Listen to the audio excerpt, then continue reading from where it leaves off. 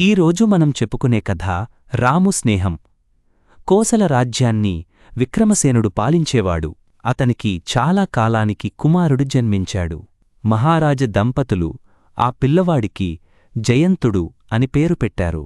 వాళ్ళు కొడుకుని చాలా గారాబంగా చూసుకునేవారు. చదువుకోవడానికి కూడా బయటికి పంపించకుండా గురువునే కోటకు రప్పించారు. జయంతుడి కోసమే ప్రత్యేకమైన ఉద్యానవనం కూడా ఏర్పాటు చేయించాడు మహారాజు. సైనికుల పర్యవేక్షణలోనే జయంతుడు ఎప్పుడూ ఆడుకుంటుండేవాడు. అలా రోజులు గడుస్తూ ఉన్నాయి. కొంతకాలానికి జయంతుడు చదువు, ఆటలు ఇలా అన్నింటిమీద ఆసక్తి చూపడం మానేశాడు. వేళకు ఆహారం కూడా తీసుకోవడం లేదు. కుమారుడిలో ఈ మార్పునకు కారణం తెలియక మహారాజు, రాణి చాలా కంగారు పడిపోయారు. దాంతో జయంతుడి దగ్గరకు వెళ్ళి, ఎందుకలా ముభావంగా ఉంటున్నావు కన్నా? నీకేం కావాలో చెప్పు, క్షణాల్లో నీ ముందు పెడతాం అని బుజ్జగిస్తూ అడిగింది మహారాణి. నాకేమీ వద్దమ్మా, నిరాశగా జవాబిచ్చాడు జయంతుడు.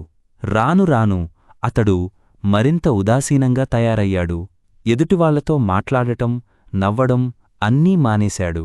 దాంతో మహారాజు యువరాజు జయంతుణ్ణి గతంలోలాగా మామూలు స్థితికి వచ్చేలా చేసినవారికి తగిన బహుమతి ఇచ్చి సత్కరిస్తాను అని రాజ్యంలో దండోరా వేయించాడు. ఆ ప్రకటన విని చాలామంది వైద్యులు వచ్చి అతన్ని పరీక్షించారు. మామూలుగా మార్చడానికి చాలా ప్రయత్నాలు చేశారు.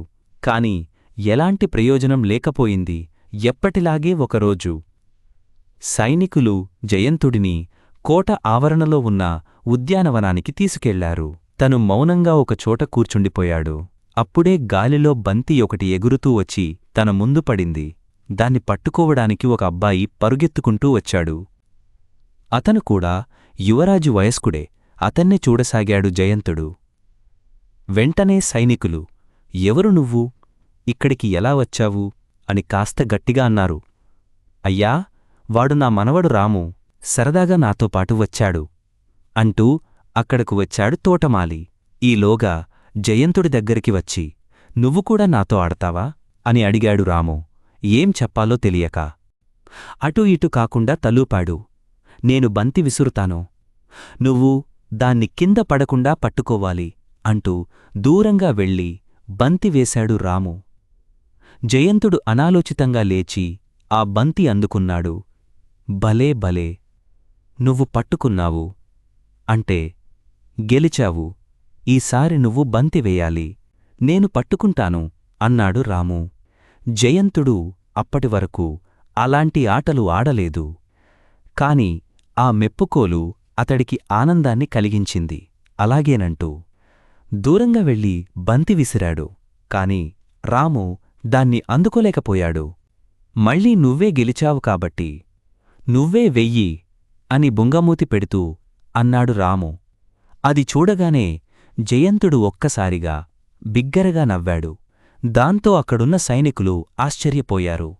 ఆ సమయమంతా జయంతుడు చాలా సంతోషంగా గడిపాడు. ఆ విషయాన్ని వెంటనే మహారాజుకు చేరవేశారు సైనికులు. కాసేపటికి రాము, ఇక ఇంటికి వెళ్తాం పదా అంటూ వచ్చాడు తోటమాలి. ఆ మాటలు విని, నువ్వు వెళ్ళొద్దు రాము, నాతోపాటు ఉండిపో అడిగాడు జయంతుడు. నేను మళ్ళీ రేపు వస్తాను, అప్పుడు ఇంకా బాగా ఆడుకుందాం అని బదులిచ్చాడు రాము. అలాగే, రేపు నీకోసం ఎదురుచూస్తుంటాను, నిజంగా వస్తావు కదూ? ఆశగా చూస్తూ అన్నాడు జయంతుడు. తప్పకుండా వస్తాను, కావాలంటే. వచ్చేవరకు ఈ బంతి నీ దగ్గరే ఉంచుకో అంటూ తన చేతిలో బంతినిచ్చాడు రాము. అప్పుడే అక్కడికి వచ్చి ఇదంతా చూస్తున్న రాజదంపతులకు కొత్తగా అనిపించింది.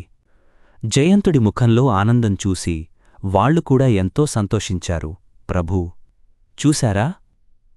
మన యువరాజుకు మీరు ఇంట్లోనుంచి బయటికి వెళ్లే వీలు లేకుండా అన్ని వసతులు, సకల సౌకర్యాలు ఏర్పాటు చేశారు. కాని బాల్యం అంటేనే ఆటలు, స్నేహితులు.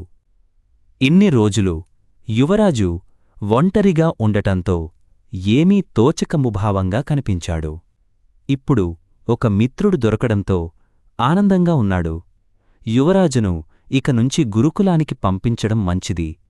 తోటి పిల్లలతో స్నేహంగా మసలుకుంటూ విద్యాభ్యాసం చేస్తాడు. ప్రపంచం మీద అవగాహన కలుగుతుంది అన్నాడు మంత్రి. అలాగే మంత్రివర్యా. అయితే నేను ప్రకటించిన బహుమతి చిన్నారి రాముకు చెందుతుంది అన్నాడు మహారాజు. ఆ తరువాత జయంతుడే ఆ బహుమతిని రాముకు అందించాడు.